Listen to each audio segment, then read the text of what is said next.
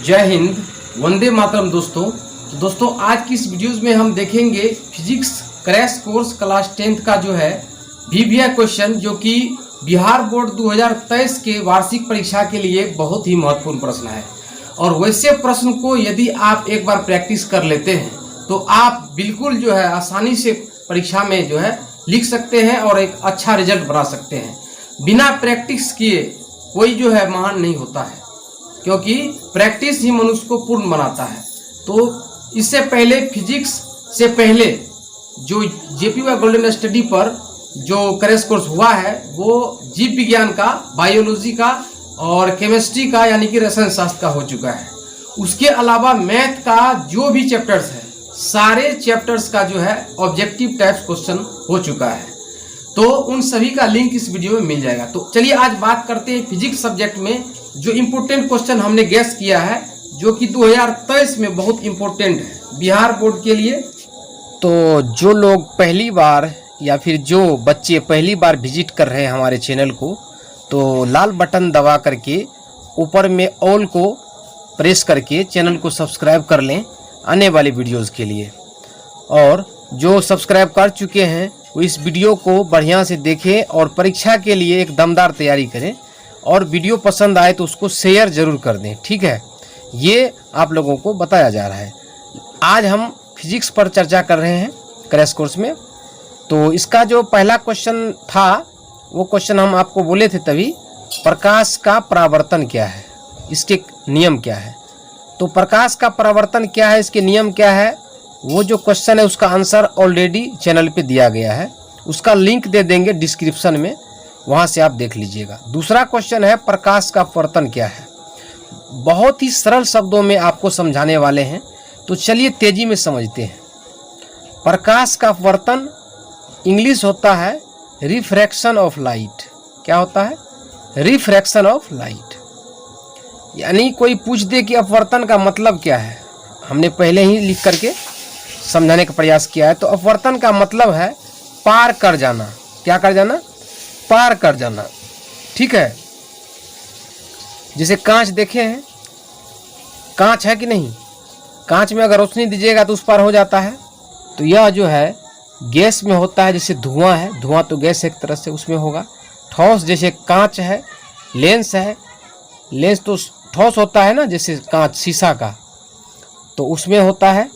द्रव जैसे पानी में होता है, जैसे पानी में क्या होता है कि छड़ी रखिएगा तो वो उठा हुआ दिखेगा, ठीक है। आगे और देखते हैं गैस में अपवर्तन। जैसे धुआं है, धुआं में जो अपवर्तन होता है, तारे का टिमटिमाना जो है, ये सब क्या है, गैस में अपवर्तन है। तारे टिमटिमाते नजर आते हैं प्रकाश के अपवर्तन के कारण। किसके कारण? अपवर्तन के कारण। क्योंकि तारे तक जो आप देखना चाहते हैं ऊपर, वो आप जो देखते हैं तो उसके देखने के लिए जो माध्यम है, प्रकाशीय माध्यम, वो कई गैसों के द्वारा जो है क्या होता है, अपवर्तित हो जाता है। तो तारे का टिमटिमाना प्रकाश के अपवर्तन के कारण होता है। द्रव है जैसे जल है, तो पानी में अगर सिक्का रखिएगा तो थोड़ा उठा हुआ दिखता है। कैसा दिखता है? थोड़ा उठा हुआ दिखता है। उसके बाद ठोस जैसे लेंस है, लेंस क्या होता है, मिट्टी का बना होता है? नहीं, किसका? कांच का। तो ठोस जैसे लेंस है जो कि कांच का बना होता है, वो पारदर्शी होता है, उसके आर पार आप देख सकते हैं। तो जिसके आर पार हम देख सकते हैं वो क्या है? लेंस है ना। तो ये क्या होता है? लेंस, जिसका एक सतह गोलीय है या दोनों सतह गोलीय होता है। अब है अपवर्तन के नियम। अपवर्तन के कितने नियम है, देखते जाइए, समझते जाइए। अपवर्तन के दो नियम है। कितने? अपवर्तन के दो नियम, जो पार कर जाते हैं उसके दो नियम है। जैसे आपतित किरण, आपतन बिंदु पर अभिलंब, और अपवर्तित किरण। कौन कौन? आपतित किरण यानी आने वाली जो किरण है, यानी आने वाली जो रोशनी है, आपतन बिंदु पर अभिलंब और अपवर्तित किरण, तीनों एक ही प्लेन में, एक ही तल में होते हैं। यहाँ याद रखना ये है अपवर्तन का नियम है, इसलिए यहाँ पे एक जगह अपवर्तित किरण आपको देना पड़ेगा। अपवर्तित किरण याद रखिएगा, जबकि परावर्तन में परावर्तित किरण होता है। दूसरा नियम है म्यू, जो होता है म्यू, आपतन कोण की जिया और परावर्तन कोण की जिया जो है उसका अनुपात एक अचर राशि होती है या नियतांक होती है, इसको स्नेल्स लॉ कहते हैं। स्नेल कौन थे? एक गणितज्ञ थे, एक खगोल शास्त्री। तो स्नेल साहब के अनुसार जो दूसरा नियम है म्यू है, sin I बटे sin R, इसको स्नेल्स लॉ कहते हैं। स्नेल्स का नियम कहते हैं। ये ऑब्जेक्टिव में आ जाता है, ध्यान देंगे। उसके बाद अगला प्रश्न लिए थे कि अवतल दर्पण के 2 उपयोग। हालांकि ये वीडियो ऑलरेडी अपलोडेड है, लेकिन उसको और क्लियर करके बताते हैं और संक्षेप में देख लीजिए। इसके कई उपयोग हैं। जो टॉर्च का शीशा देखे हैं, टॉर्च का शीशा जो होता है, अभी हम आपको दिखाते हैं, ध्यान दीजिए। जैसे ये टॉर्च है, यहाँ पे देख रहे हैं टॉर्च का शीशा, देख रहे हैं ये वाला। ये जो टॉर्च का शीशा है, ये क्या है? ये अवतल दर्पण है। क्या है? अवतल दर्पण है। ये टॉर्च का शीशा अवतल दर्पण है। या जो कोई भी गाड़ी है उसकी जो आगे वाली लाइट है उसमें क्या है? अवतल दर्पण है। टॉर्च का जो ये शीशा देख रहे हैं आप, ये अवतल दर्पण है, ये शीशा, समझ गए। उसके बाद है हेडलाइट। हेडलाइट वही गाड़ी का जो आगे वाला लाइट होता है, गाड़ी का आगे वाला लाइट होता है, तो वो जो उसमें जो शीशा लगा है, जो आईना है, जो यहाँ पे शीशा है, जो दर्पण है ना, जो दर्पण है आगे, वो हेडलाइट में होता है। जिसमें कि बल्ब को अवतल दर्पण के फोकस पर रखा जाता है, यानी कि बिल्कुल बीच में, फोकस पर यानी बिल्कुल बीच में सेंटर पॉइंट पर रखा जाता है।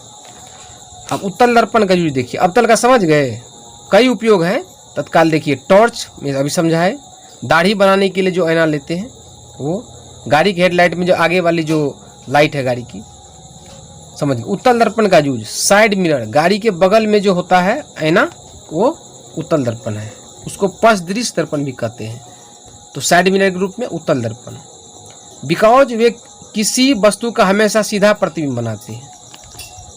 ये जो उत्तल दर्पण है, ये हमेशा सीधा प्रतिबिंब बनाते हैं।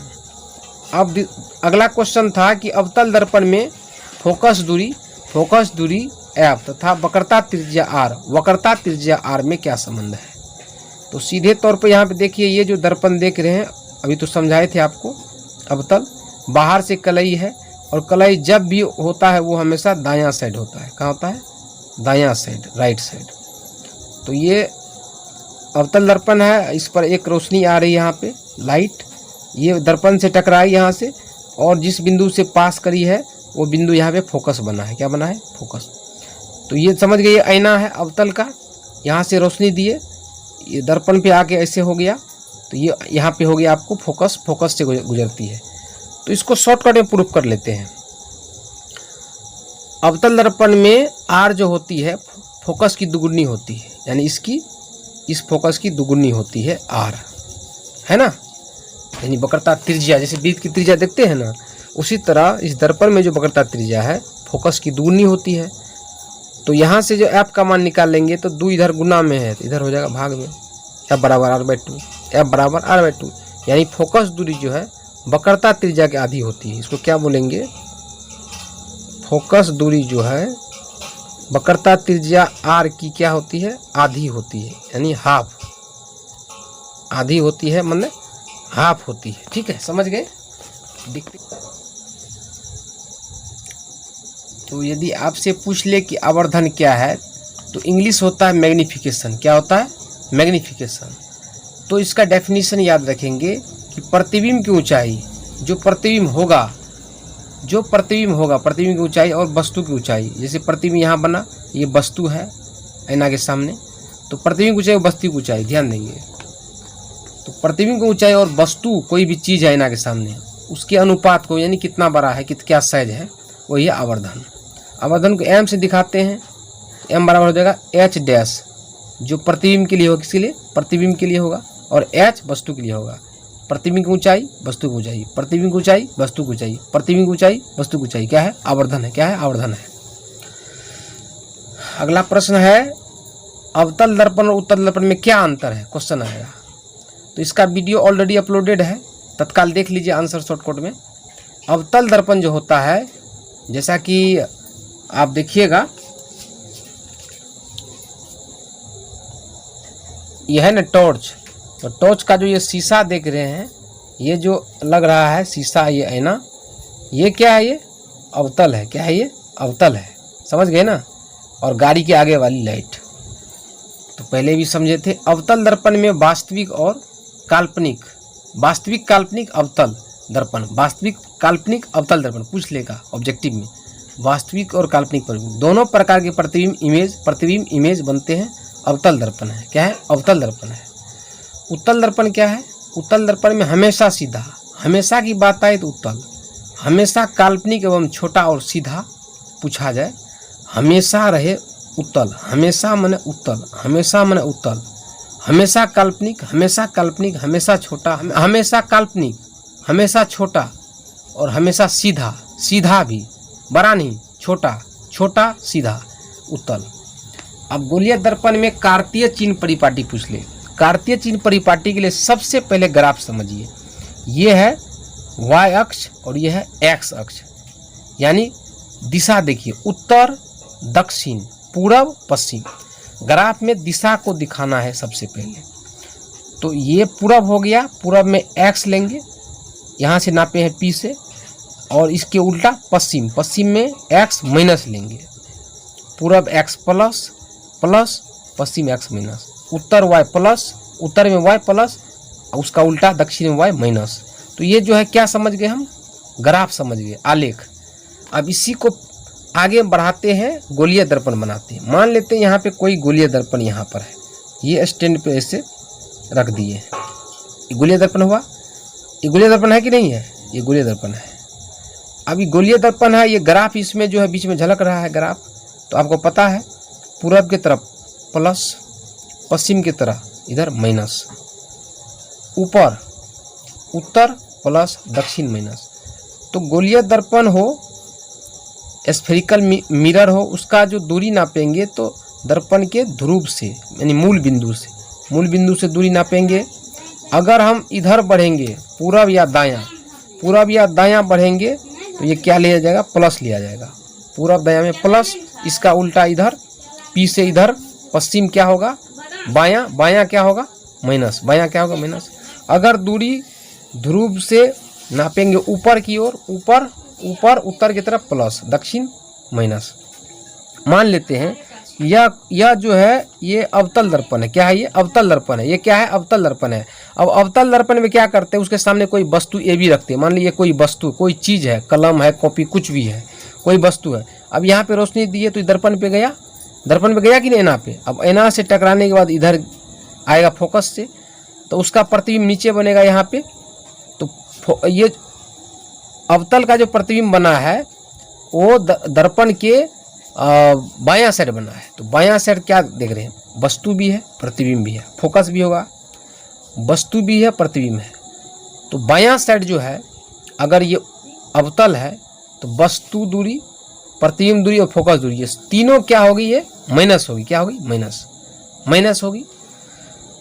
और उत्तल अगर होगी तो उत्तल में, जैसे उत्तल दर्पण ये है, उत्तल दर्पण, ठीक है, उत्तल दर्पण है, यहाँ पे ध्रुव है और ये प्रधान अक्ष है बीच वाला, यहाँ पे पोल है।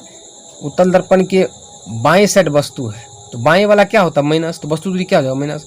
अब यहाँ से कोई प्रकाश किरण आया, दर्पण से टकराने के बाद उसी दिशा में लौट गया, उधर से या उधर ही लौट गया, इधर नहीं आया, इधर डैश करके मिलाए तो देखिए इधर आई आ सकती थी, ठीक है। अब एक किरण और गुजारे तो ये डैश लाइन में चला गया वक्रता केंद्र पे। तो ऐसा लगा कि इसका इमेज यहाँ बना कहाँ? दायां साइड। उत्तल में दायां साइड जो है फोकस है, फोकस और प्रतिबिंब दूरी, ठीक है। तो दायां वाला क्या होता है? प्लस। तो कार्तीय चिन्ह परिपाटी के लिए ये दो चित्र आपको बना देना है। ये दो चित्र एग्जामिनर समझ जाएंगे। और ये बात लिख दीजिएगा थोड़ा सा यहाँ से कि समस्त दूरियाँ पी से नापे थे ना, पी से पूरब गए प्लस, पश्चिम गए माइनस। समस्त दूरियाँ दर्पण के ध्रुव से मापी जाती है। ध्रुव यानी पी से, मूल बिंदु से। आपतित किरण की दिशा में मापी गई दूरियाँ प्लस होती है, प्लस भी माने धनात्मक होती है। यानी इधर से इधर जब मापेंगे तो प्लस, उधर से इधर मापेंगे तो माइनस।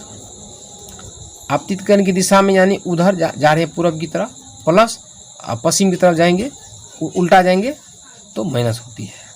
अब ऑब्जेक्टिव के लिए देख लीजिए। तो उत्तल में आपने क्या देखा?